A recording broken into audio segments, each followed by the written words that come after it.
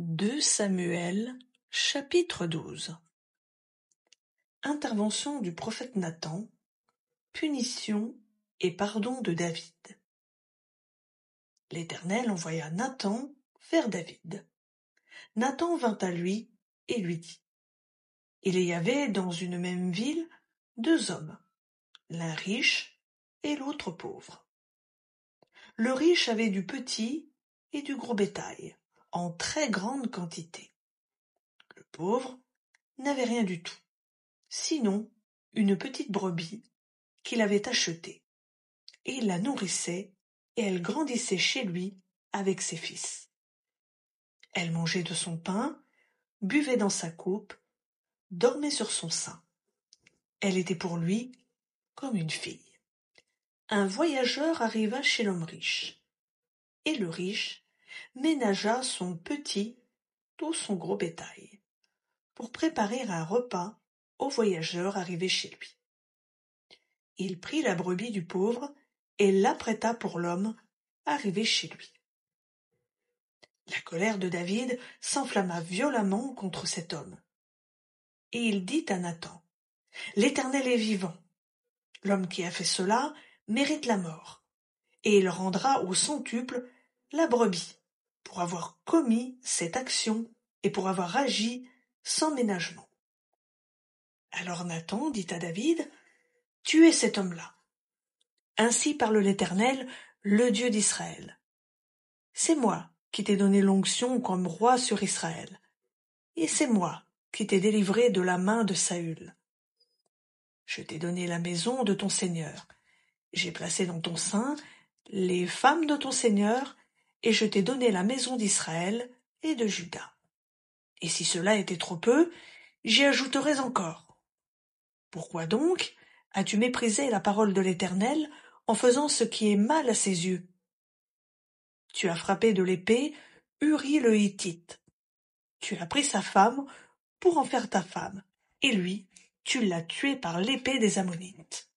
Maintenant, l'épée ne s'écartera jamais de ta maison, parce que tu m'as méprisé, et parce que tu as pris la femme d'Uri le Hittite, pour en faire ta femme.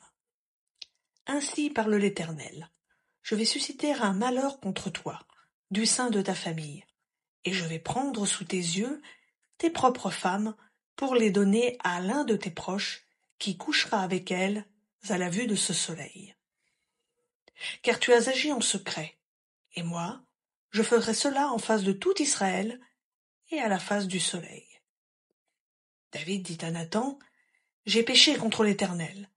Et Nathan dit à David : L'Éternel pardonne ton péché, tu ne mourras pas. Mais parce que tu as fait blasphémer les ennemis de l'Éternel en commettant cette action, le fils qui t'est né mourra. Puis Nathan s'en alla dans sa maison. L'Éternel frappa l'enfant que la femme d'Uri avait enfanté à David, et il se mit à dépérir. David implora Dieu pour le garçon, et il entreprit de jeûner. Quand il rentra, il passa la nuit couché par terre.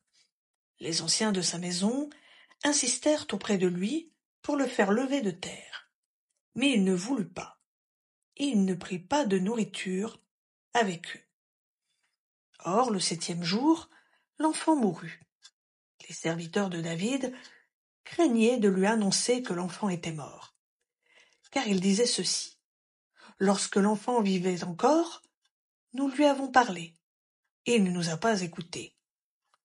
Comment oserons-nous lui dire : L'enfant est mort ? Il fera un malheur. David s'aperçut que ses serviteurs parlaient tout bas entre eux, et il comprit que l'enfant était mort. Il dit à ses serviteurs : L'enfant est-il mort ? Ils répondirent : Il est mort. Alors David se leva de terre, il se lava, se parfuma et changea de vêtements. Puis il alla dans la maison de l'Éternel et se prosterna. Il alla ensuite dans sa maison et demanda qu'on lui serve de la nourriture. Et il mangea. Ses serviteurs lui dirent : Que signifie ce que tu fais ? Pour l'enfant vivant, tu jeûnais et tu pleurais, et maintenant que l'enfant est mort, tu te lèves et tu manges.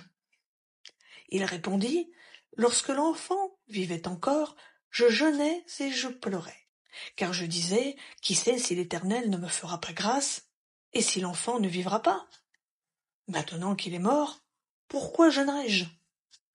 Puis-je le faire revenir? Moi j'irai vers lui, mais lui ne reviendra pas vers moi. David consola sa femme Bathsheba. Il alla auprès d'elle et coucha avec elle. Elle accoucha d'un fils qu'elle appela Salomon et qui fut aimé de l'Éternel. David le remit entre les mains du prophète Nathan, et on lui donna le nom de Yédidia à cause de l'Éternel. Prise de Rabba. Joab, qui attaquait Rabba des Ammonites, s'empara de la cité royale. Il envoya des messagers à David pour lui dire « J'ai attaqué Rabba, et je me suis déjà emparé de la ville des eaux. Rassemble maintenant le reste du peuple, campe devant la ville et empare-toi d'elle, de peur que je ne m'en empare moi-même, et que mon nom n'y soit proclamé. » David rassembla tout le peuple et marcha sur Rabba. Il l'attaqua et s'en empara. Il prit la couronne de la tête de son roi. Elle pesait 1 talent d'or et était garnie d'une pierre précieuse. On la mit sur la tête de David, qui emporta de la ville un très grand butin. Quant au peuple qui s'y trouvait, il le fit sortir et il les affecta aussi aux herses de fer et aux haches de fer, et les condamna aux moules à briques. Il traita de même toutes les villes des Ammonites. Puis David retourna à Jérusalem avec tout le peuple.